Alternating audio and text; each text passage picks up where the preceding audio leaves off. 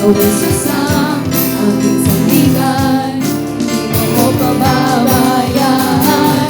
Di ko kayang isipin, hindi ko kayang sukatin ang pag-ibig mo, Jesus, na iyong binigay sa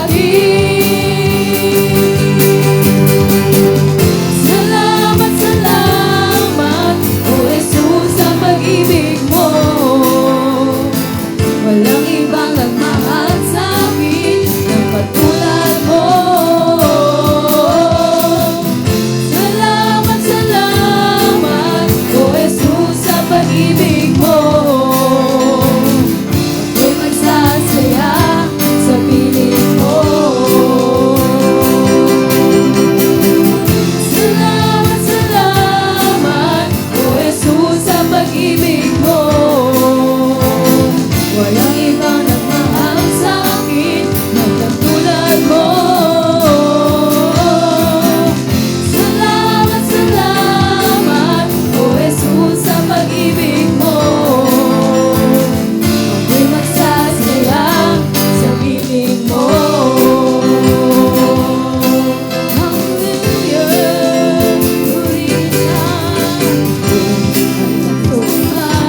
O kagipitan, ako ay may lalapitan. Ikaw ay susang aking sandigan, di ko mapababayaan.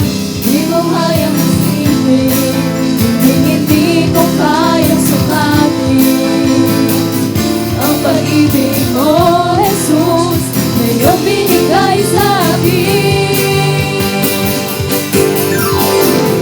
Salamat, salamat, O Jesus, sa pag-ibig mo. Walang ibang nagmahal sa akin ng katulad mo. Salamat, salamat, O Jesus, sa pag-ibig mo. Ako'y magsasaya sa piling mo. Salamat, salamat, O Jesus, sa pag-ibig mo. Walang ibang nagmahal sa akin ng katulad mo. Salamat, salamat, O Jesus, sa pag-ibig mo. Ako'y magsasaya sa piling mo. Buhay ko nang purihin ka, buhay ko nang sa'yo'y sumamba. Wala nang ibang nanaisip pa, pasalamatan ka. Buhay ko nang purihin ka, buhay ko nang sa'yo'y sumamba. Wala nang ibang nanaisip pa, pasalamatan ka. Buhay ko nang purihin ka, buhay ko nang sa'yo'y sumamba. Wala nang ibang nanaisip pa, pasalamatan ka. Buhay ko nang purihin ka, buhay ko nang sa'yo'y sumamba. Wala nang ibang nanaisip ka, pasalamatan ka.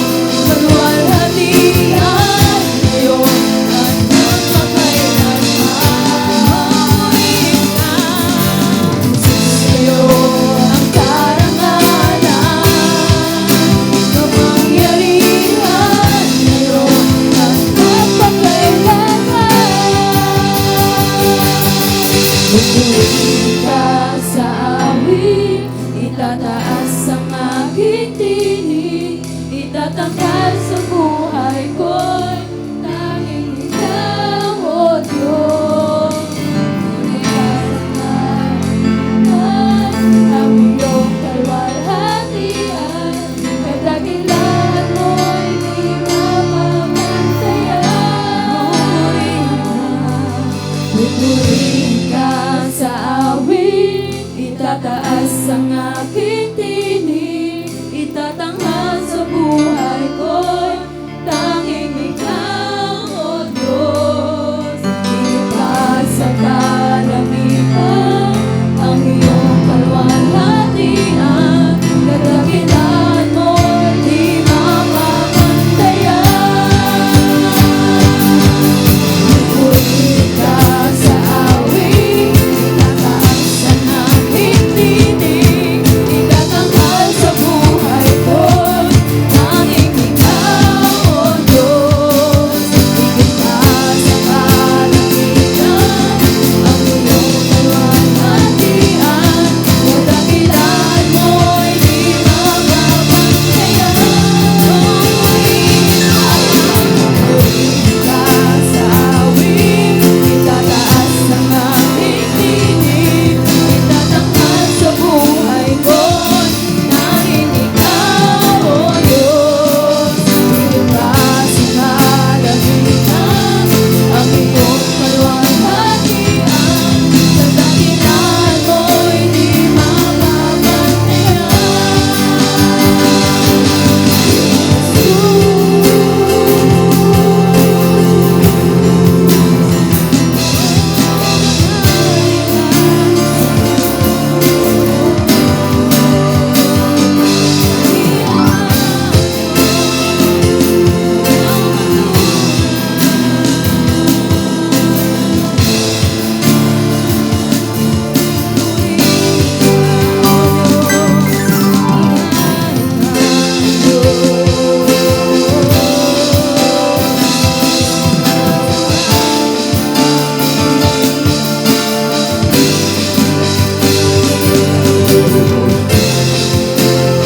Purihin ka, Panginoon.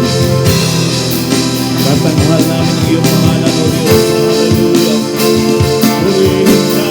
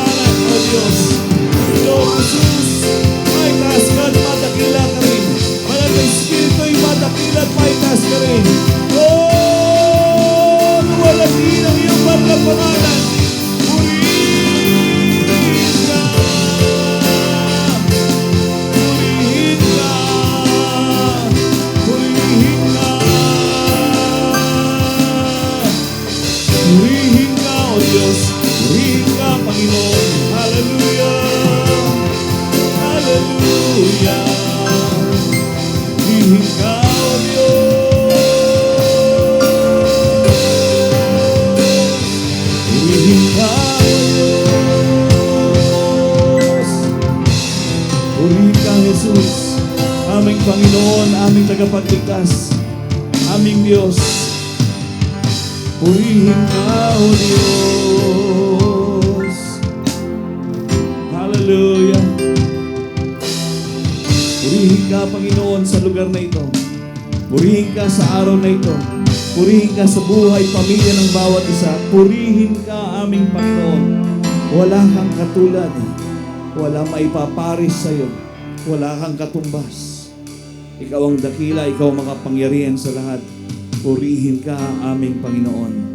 Purihin ka sa lahat ng oras at panahon. Ikaw nararapat sa buhay na ito.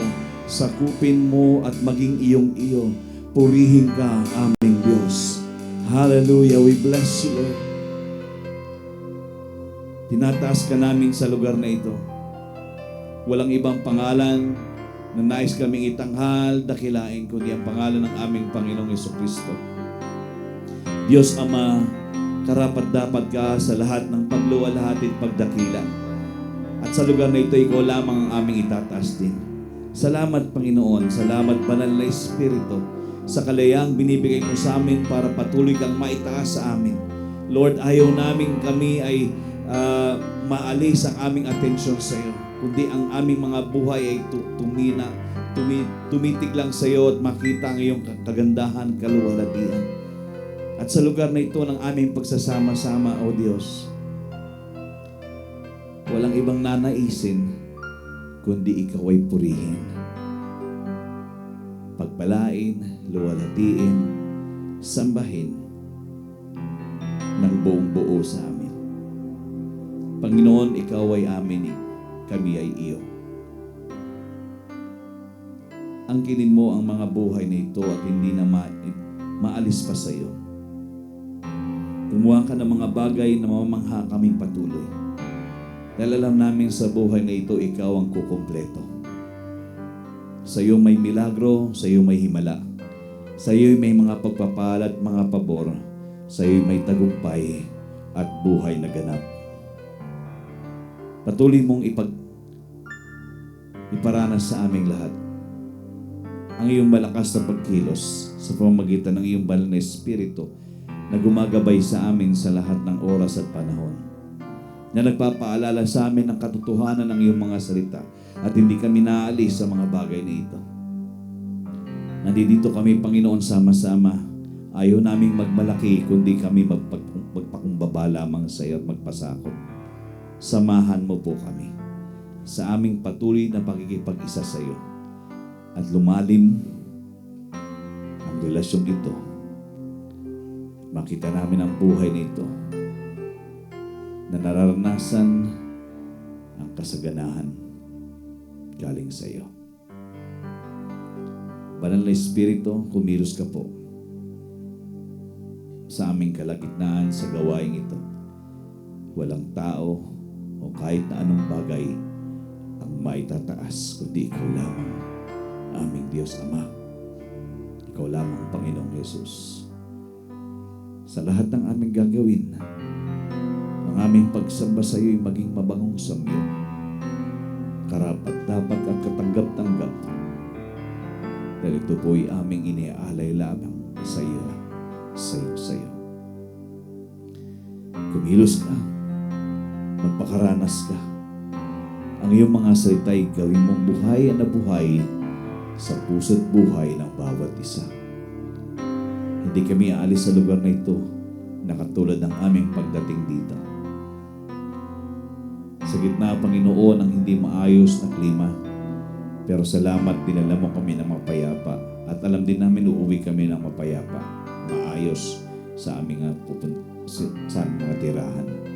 Salamat, Lord, dahil alam namin sa lugar ito, mananagana ang iyong kapangyarihan para kami pagpalain at gawan ng mga bagay na mamamangha kami sa buhay. Salamat, Panginoon, umaapaw ang iyong biyaya sa lugar na ito. Salamat sa lahat-lahat. At alam namin, hindi kami magiging katulad na ng dati. Purihin ka sa pagbabago. Purihin ka sa pagkumpleto sa buhay na ito. Maraming salamat po. Tanggapin mo ang aming pagsamba. Tanggapin mo ang aming pagpuri, pagbibigay parangal, at pagbibigay luwalhati. Sa iyo lamang, aming Panginoon. Maraming salamat. Ito po ang aming panalangin. taus-pusong pagtaas sa iyo sa pangalan ng aming Panginoong Yesus. Amen at amen. Amen. Well, good morning everyone. Just before you sit, just go around. Greet niyo po ang bawat isa. Greet them and bless them as well.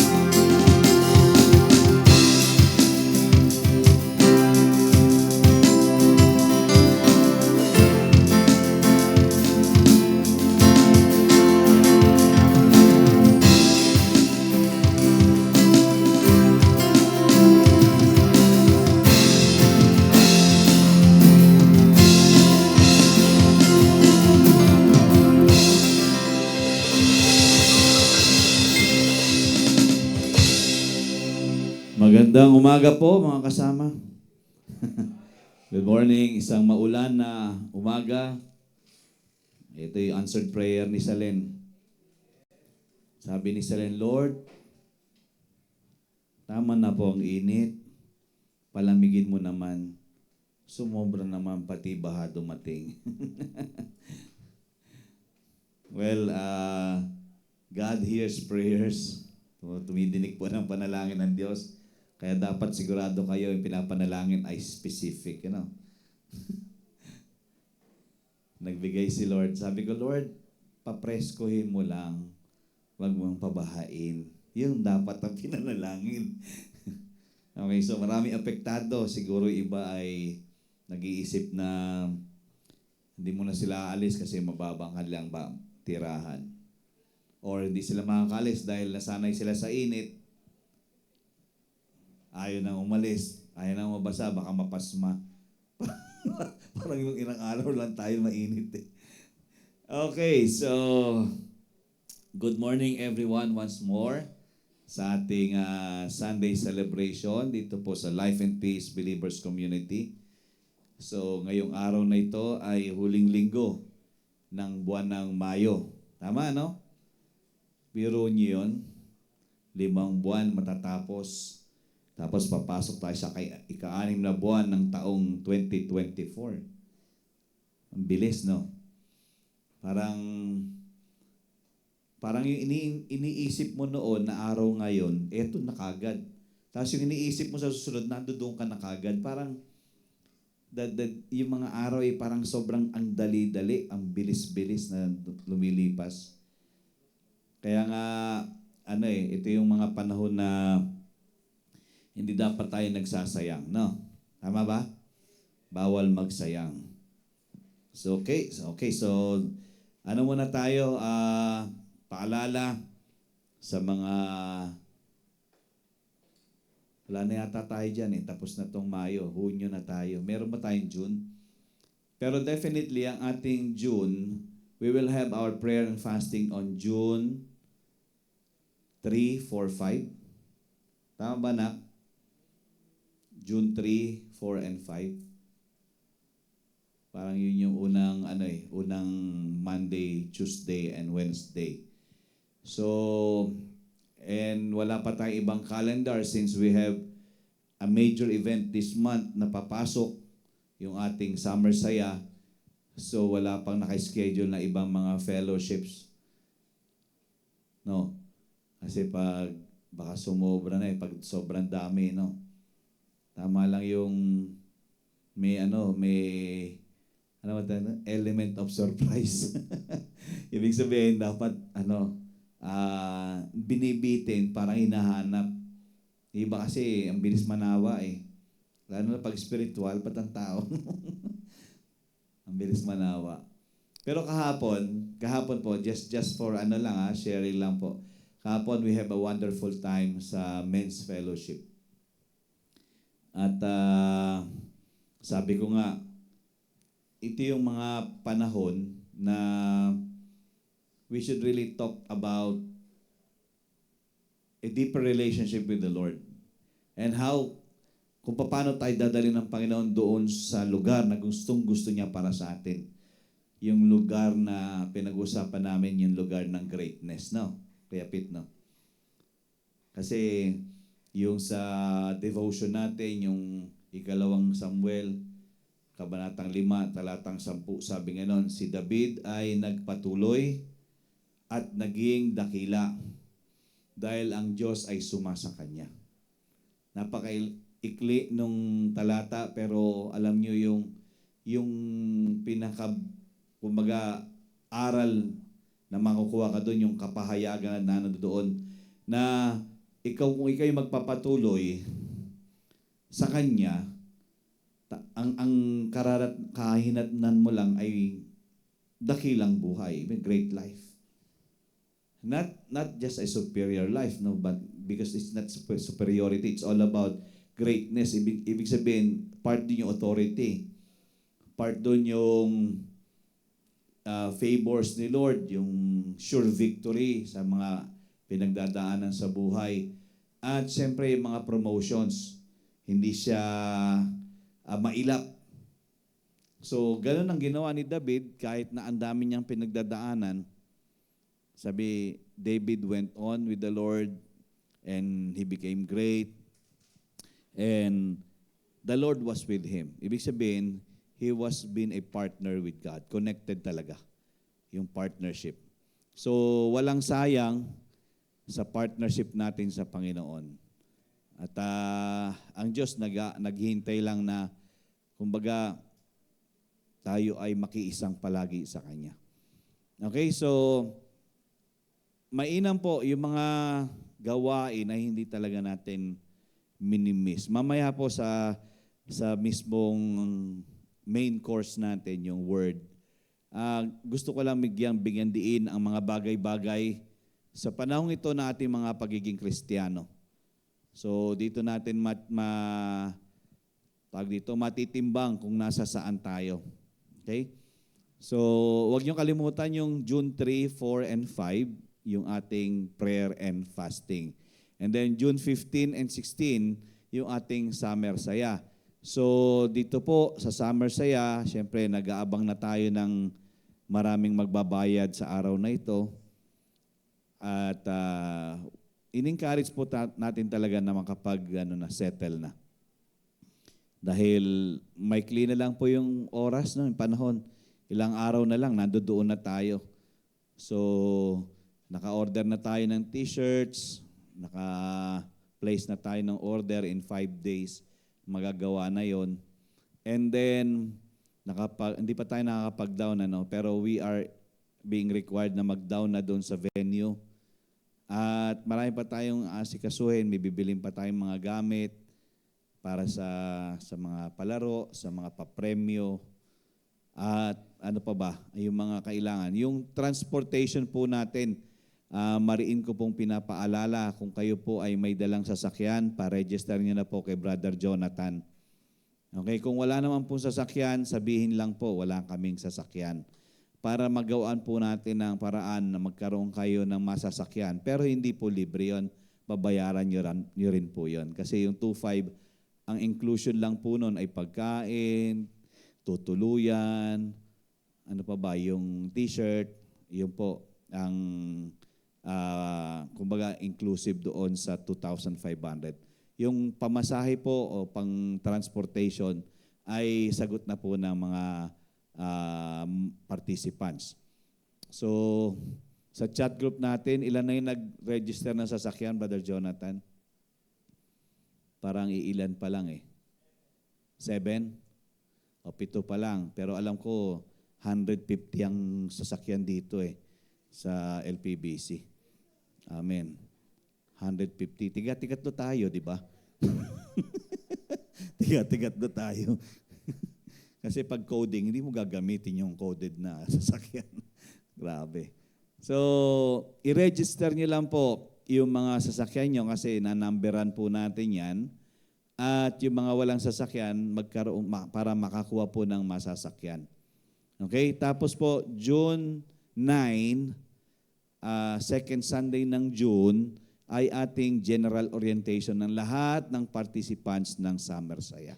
After the service po, magkakaroon tayo ng general orientation. So, at the same time, distribution na rin po yun ng ating mga t-shirts. Okay? So, ganun po ang gagawin natin sa June 9. Okay? So, yun po yung mga paalala sa ating lahat at huwag natin kalimutan ang mga paalalang yan. Okay? So, dakot po tayo sa bahagi ng pagbibigay. Okay? So, dito po sa, yan, Second Chronicles, ikalawang Kronika, 31, talatang 4-5, sa ang salita ng Diyos. Ano po yan eh? Contemporary Tagalog version. Okay? Sabi nga lang dito, sa ikalawang Kronika, 31, 4-5, sabi nga lang, inutusan din niya ang mga tao, ito po si Hezekiah. Sa istoryahan ito si Hezekiah. Inutusan niya yung mga tao na nakatira sa Jerusalem na ibigay sa mga pari at mga Levita ang kanilang bahagi para makapaglingkod sila ng lubusan sa kautusan ng Panginoon. Okay? So, pinaalalahanan ni Hezekiah yung mga tao na magbigay sa mga pari, sa mga Levita, yung mga naglilingkod doon sa templo. Okay? Dahil ito'y kautusan ng Panginoon. Nang maipaalam na ito sa mga tao, bukas palad na nagbigay ang mga Israelita ng unang ani ng kanilang trigo. Okay, first fruit to. Okay? Bagong katas ng ubas, langis, pulot, at ng iba pang produkto ng lupa. At ibinigay nila ang ikapo ng lahat nilang produkto. Okay, so dito, makikita natin yung pagsang-ayon at pagsunod ng mga tao nung sabihin ni Hezekiah doon sa mga tao, gawin natin ito. Walang pag-aalinlangan na sila ay sumunod sa kautusan ng Panginoon. Hindi kautusan ni Hezekiah. Tandaan niyo po ito Hindi po kautusan ni Hezekiah, kautusan ng Panginoon. Okay? Minsan kasi, nagiging issue ito sa mga simbahan dahil nagmumukhang utos ng mga pastor. Pero sa totoo lang, ang Biblia ay nagsasabi na ito'y utos ng Panginoon, na ikaw'y mag-ikapo, na ikaw'y magbigay ng unang bunga, at ikaw'y maghandog. Hindi po utos ng tao ito, utos ng Panginoon. Ngayon, nang madinig ito ng mga tao, mga taga-Jerusalem, mga Israel, hindi po sila nagdalawang isip. Ang sabi dito, ang catchy dito, yung bukas palad na nagbigay ang mga Israelita. Bukas palad. Okay? At hindi sila nagtikom ng palad. Nagbukas sila ng palad. Okay? Magkaiba po yung nagtikom lang ng palad kasi parang nadinig mo yung pangangailangan at kailangan mong gawin, inutusan ka, hindi ang response ay hindi ginanon ang kamay, kundi lalong ibinuka ang palad at sila'y nagbigay. At ang binigay nila, yung unang muna lang ani, yung first fruit muna nila. And then, sa lahat ng iyon, hindi rin nila kinalimutan yung kanilang mga ikapo. Kaya dito sa mga talatang ito, gusto kong matutunan natin ito. Nakabukas ba? Okay. Ayaw. Pakipindot ngayon last. Yan. Tito, tingnan po natin yung halaga at dulot ng pag-iikapo at paghahandog. Okay? Kung ano ba ang nangyayari kapag tayo'y gumagawa sa kautusan ng Panginoon. Okay? Unang-una, nakikilala natin ng Diyos na nagkaloob ng lahat ng pangangailangan natin. Kinikilala natin siya. So, ibig sabihin, kapag ikay nagbukas ng iyong palad, kumikilala tayo na tayo ay pinagpapala at pinupunuan sa lahat ng pangangailangan ng Panginoon. Yan po yung dulot. Kapag sinabi ng Diyos, o gawin mo ito, ibig sabihin, pag wala kang resistance, bukas palad ka na magkakaloob sa Panginoon. Dahil alam mo, lahat ng yon ay sa Kanya rin naman galing. Pangalawa, nasusubok kung sino ang ating pinagkakatiwalaan. Dahil kung tayo inutusan na mag-ikapo at maghandog, magbigay ng unang bunga, nasusubok kung sino yung ating pinagkakatiwalaan. Yung ating bang hinahawakan o ang Diyos na nagsasabi sa ating ibigay mo yan. Pangatlo, sabi nga nandito, pagpapalang lampas sa inaasahan. So ito magiging dulot niya. Kapag sinusunod ang kautusan ng Diyos, yung pagpapalang lampas sa inaasahan, alam naman natin yung Malakay 3:10, di ba? Sabi nga nun, kung di ko buksan ang durungawan ng langit at ibuhos sa iyo ang pagpapalang, halos walang ka ng lugar na paglagyan nito.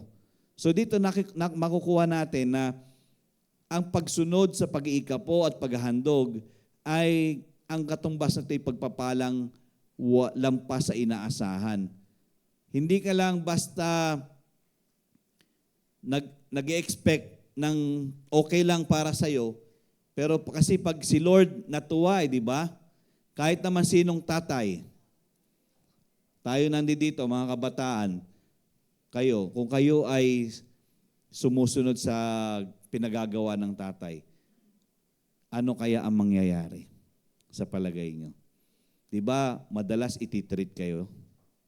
Bibigyan kayo. O, bumili ka ng sapatos mo, yung worth 13,000. Grabe, 13,000 sapatos. O, bumili ka ng cellphone mo, worth 70,000. Wow, iPhone. Nasaan na si Casey? Pinapangarap ng batang yan. So, yung latest of the latest. Diba? So, pagpapalang lampas sa inaasahan, sumunod ka lang, ginawa mo lang ang gusto niya, at alam mo, ang pagpapalay darating sa iyo at lampas sa iyong inaasahan. Pang-apat, dito na nakikita na ang puso mo'y suko at mapagpasalamat. Habang sinusunod mo ang utos ng Panginoon, ibig sabihin, suko ka, ibig sabihin, wala kang kieme, wala kang reservation sa puso mo na basta kung ito'y sa'yo, iyo ito, Lord. At salamat kasi pinagkakatiwalaan mo ako nitong pagpapalang ito. Amen? So, dito makikita natin yung halaga at dulot nito, yung puso natin na itatama. Ibig sabihin, hindi nagiging greedy, yung makasarili, sentro lang sa sarili. So, palaging nagsusuko at nagpapasalamat. Lord, salamat kasi ang dami mong binibless sa buhay kong ito. At kailangan lang talagang magbigay ako sa iyo.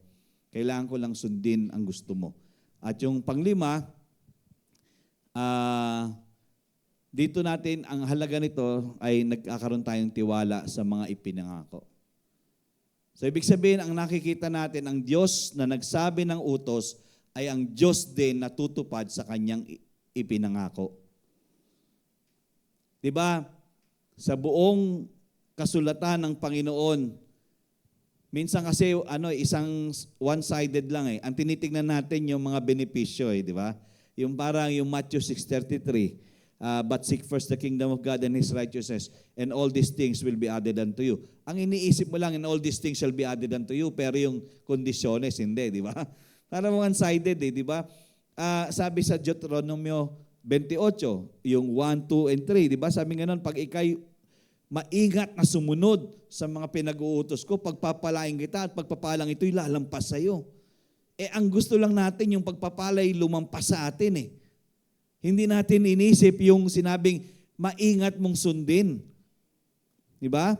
So, minsan, ang tinitingnan natin yung pangako, pero alam na dapat nagtitiwala tayo doon sa nangako. Amen? Kasi yung mga bagay na yun ay talaga naman niyang gagawin. Basta sinusunod mo yung kanyang mga utos. Okay, so yan yung halaga at dulot ng pag-iikapo at paghahandog. Hanggang ngayon, issue pa rin ito sa simbahan. At meron pa rin akong napapanood sa TikTok na talagang bakit daw itinuturo ang tithing. Si Jesus ba nagturo ng tithing? Tapos ang context nila ay yung 2 Korinto na pag nagbigay ka, dapat galing sa puso. Ang problema nga, hindi isinasa puso ang utos ng Panginoon eh. Kaya kung ano lang ang nasa puso na alam natin, the heart is deceitful above all and desperately wicked. Nakakuha nyo?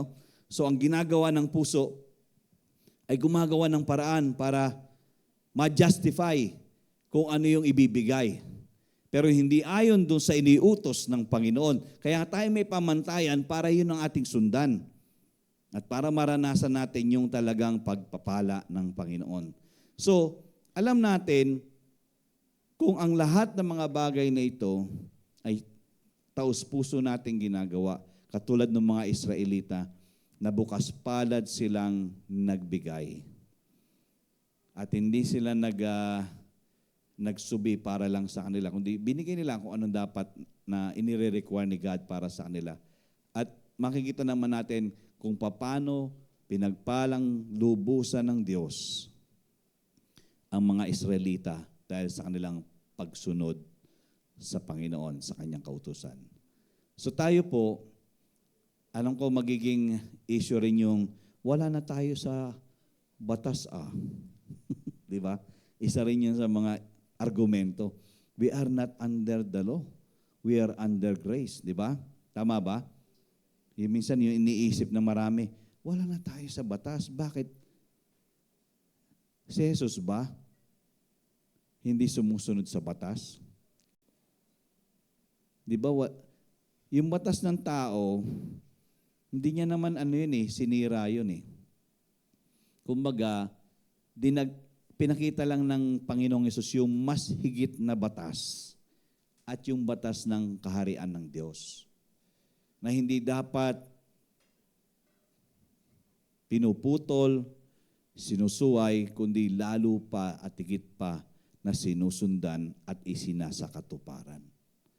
Kaya ikaw at ako, tayong lahat, bilang espiritual na Israel, tayo po ay merong responsibilidad. Kahapon, isa sa mga striking, siyempre, yung sinabi ni Brad Pitt na pagsunod, yung obedience. Diba? Si David, walang kieme. Diba? Sundin mo lang ako, gagawin ko sa ito. Diba? Nung panahon na yon, ang screening ay outside appearance, di ba? Kaya nga si Haring Saul na napili siya eh. Pero dahil nakabase sa outside appearance, pero yung puso malayo sa pagsunod, hindi rin nagmaterialize. Pero si David, mahilig siyang magkaloob eh. O-offer niya lahat kay God eh. Bibigay niya lahat kay God. Hindi siya madamot. Diba every time na tatandaan niyo yung Ark of the Covenant, bit-bit nila. Nung nadala sa bahay ni Obed-Edom, yung bahay ni Obed-Edom ay sumaga ng sobra-sobra. At ngayon, nung aalisin na doon, ang unang-unang ginawa ni David, nung dalhin doon sa lugar na gusto niyang paglagyan ng Panginoon sa Ark of the Covenant, unang-una niyang ginawa, nag-alay siya. So, ibig sabihin, nandoon yung puso na susunod at susunod. Alam nyo, puro tanong si David eh. Di ba? Alam niyo yung istorya ni David, lahat na lang tinatanong niya sa Lord, Lord, susugurin ko ba to? Lord, papatayin ko ba to? Lord, di ba? Lahat tinatanong niya kasi gusto niya maging specific kung ano talaga ang iniutos sa kanya ng Diyos at yun ang i-execute niya.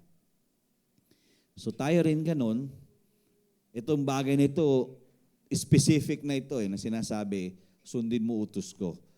Ginawa ito ng mga Israelita, ginagawa rin yan ng mga tao sa bagong tipan at hindi nila pinutol ito'y patuloy na pinapractice nila. At sa pamamagitan nito, sila'y lalo pang pinagpapala. So tayong lahat ay magparangal sa ating Panginoon. Patuloy natin siyang pasalamatan at purihin sa mga inihahandog niya sa atin. At mag-ika po tayo, wag po tayong maging katitisuran ng mga bagay na ito. And ngayon sa akin, ang aking ginagawa, personally, I just wanted to share this with all of you, ay pag may darating sa akin, ang ikapuko, ang paghahandog ko'y pantay na. At hindi ko na dapat, kumbaga, ay bawasan pa. So, kung magkano ang ikapuko, ganun din na ang aking handog. At hindi lang yon, sinimulan ko na rin gawin yung magkaroon ako ng percentage sa gawain. Kung kailangan natin ng building, kailangan magsimula na rin akong maghulog ng percentage. Kasi alam ko ang Panginoon hindi bibigo At kailangan lang may mangunguna. At syempre, sino mangunguna dito? Yung pastor, syempre. Hindi pwedeng yung mauuna yung iba. So ginagawa ko. At syempre, hindi ka namang, kumbaga, magpagmamalaki na ginagawa ko na yon. Pero gusto ko lang na somehow along the way, somebody will follow. And all of us will see the greater result. Yung paano ang kasaganan ay hindi magiging mailap sa ating lahat at sa ating mga pamilya. Amen? So, parangalan po natin ating Panginoon sa mga ikapo at handog sa umagang ito. Hallelujah. Kung wala pa po kayong mga envelopes, yan, ni Sister Tess.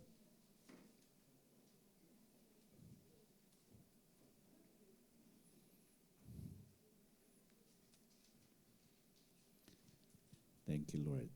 Okay, sige, manalangin muna po tayo. Tayo po dumulog sa Panginoon. Panginoon, we thank you sa mga bagay po na patuloy na pinapatangkilik mo sa amin. Araw-araw, supplier ka namin, Lord, ng aming mga pangailangan.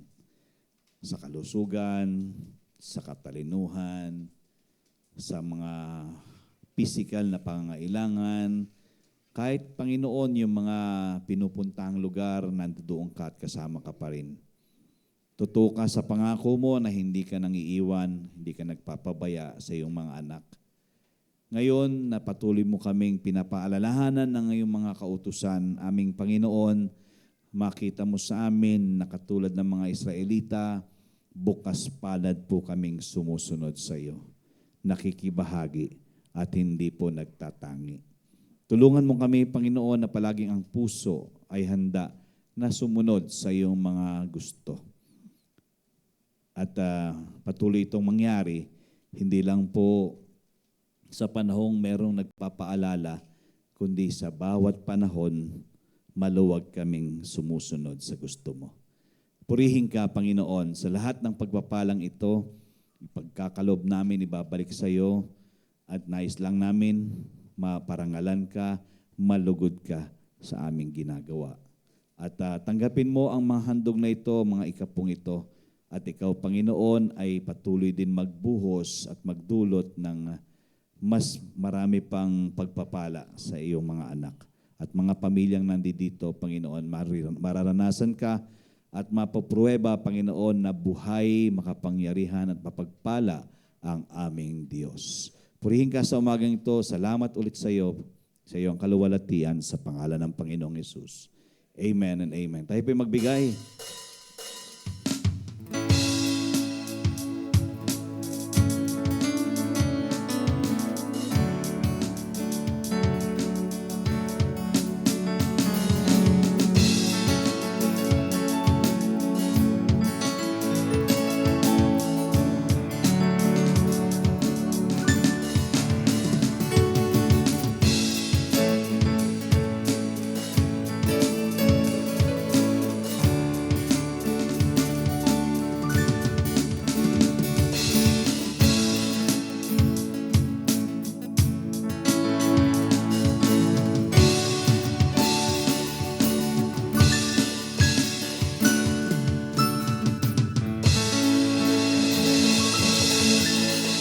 Okay, tayo po tayong lahat.